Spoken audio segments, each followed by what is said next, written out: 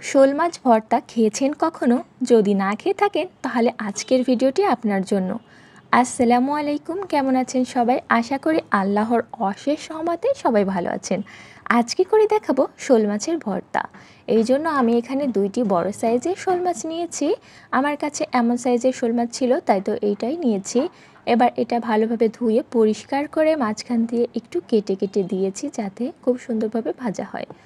এবার আমি ভালোভাবে লবণ এবং হলুদ দিয়ে ম্যারিনেশন করে রাখবো কিছুটা সময়ের জন্য। এরপরে মাথা দুটি আমি কেটে ফেলে দিব, যেহেতু মাথায় প্রচুর কাটা থাকে তাই তো আলাদা করতে হবে, তা না হলে ভর্তাটা নষ্ট হয়ে যাবে। এবার আমি চুলাতে একটি কড়াই বসিয়েছি, যেটাতে আমি তেল দিয়ে মাছটি ভেজে নিব। এবার তেলটা খুব ভালোভাবে গরম করে নিয়ে মাছ দুটি আমি দিয়ে দিচ্ছি। মাছ দুটি দেওয়া হয়ে গেলে এটা ভেজে নিতে হবে মাঝারি হিটে রেখে, যাতে ভিতরে কাঁচা না থেকে যায়। এবং এটা কিন্তু বেশি ভাজা চলবে না, ভালোভাবে সিদ্ধ হয়ে যাবে, কিন্তু হালকা পাতলা একটু ভাজা হলেই চলবে, কারণ বেশি ভাজা হয়ে গেলে মাছের ঘ্রাণটা নষ্ট হয়ে যায়, খেতে ভালো লাগে না। এই পর্যায়ে আমি প্রয়োজনীয় কিছু উপকরণ কেটে নিচ্ছি, যেমন পেঁয়াজ, কাঁচামরিচ, কিছু ধনিয়া পাতা, আর লাগবে কয়েক কোয়া রসুন। এবার এই সমস্ত উপকরণগুলো কাটা হয়ে গেলে আমি রেখে দিব এবং মাছগুলো ভাজা হয়েছে কি না সেটি চেক করে নিব। দেখুন, মাছগুলোর কিন্তু ভাজা হয়ে গিয়েছে।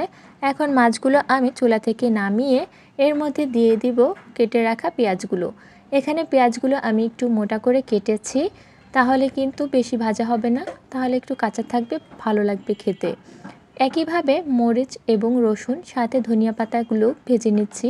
ধনিয়া পাতাগুলো ভেজে নেওয়ার কারণ হচ্ছে এর মধ্যে অতিরিক্ত যে পানি থাকবে সেটি চলে যাবে, এতে ভর্তাটা খেতে সুস্বাদু হবে।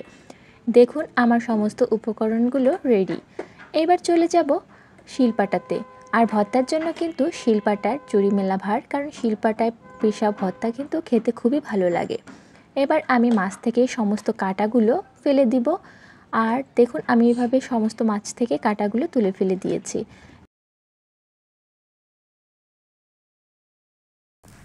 এবার মাছগুলো দিয়ে দিব পাটাতে, এবং আমি এখানে পেঁয়াজ, মরিচ, রসুন এবং ধনিয়া পাতা সমস্ত উপকরণগুলো এক এক করে দিয়ে স্বাদ মতো লবণ দিয়ে এবার শিলপাটাতে ভালোভাবে মিহি করে পিষে নিব। ব্যাস, হয়ে গেল আমাদের মজাদার ভর্তা। এই ভর্তা কিন্তু গরম ভাতের সাথে খুব মজার হয়ে থাকে। আপনারা চাইলে কিন্তু অবশ্যই একবার হলেও বাসায় ট্রাই করে দেখতে পারেন। আর আপনারা যদি এই শোল মাছ ভর্তা খেয়ে থাকেন, তাহলে আপনারা কীভাবে বাসাতে তৈরি করেন অবশ্যই জানাবেন। আর আজকের রেসিপিটি যদি ভালো লেগে থাকে তাহলে অবশ্যই কমেন্ট করতে ভুলবেন না, সাথে লাইক এবং শেয়ার করতেও ভুলবেন না। ধন্যবাদ সবাইকে, সবাই ভালো থাকবেন এই কামনা করছি।